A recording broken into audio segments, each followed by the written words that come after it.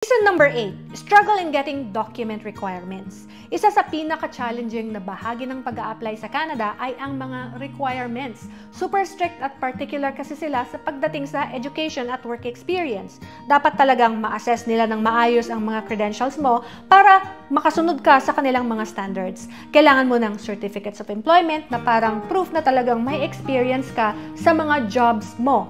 Pero alam mo na yan, baka mag-cause ito ng konting drama sa current employer mo. Posibleng magduda sila o kaya naman ay ayaw nilang payagang umalis ka lalo na kung hindi pa tapos ang kontrata mo.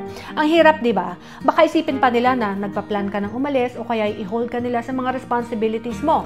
Add mo pa yung police certificates na kailangan mo. Ito, sobrang hassle. Kailangan mo ng proof na wala kang criminal record sa mga bansa kung saan ka nanirahan. Minsan, matagal pa ang proseso nito kasi kinakailangang dumaan ka sa checks and validations. Baka kailangan mo pang pumunta doon ng in-person, right? So, kung hindi ka ready or may konting delay, baka maapektuhan yung buong application mo.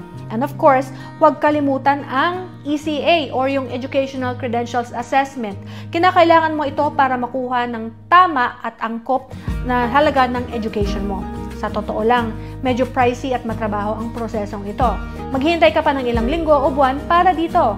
Kaya dapat planuhin mo ito ng maayos. Kaya preparation's key. Siguraduhin na handa ka na sa lahat ng requirements bago mag-submit ng application. Ang wastong paghahanda ang makikita mo sa huli para wala kang problema sa smooth na transition or sailing papunta sa Canada.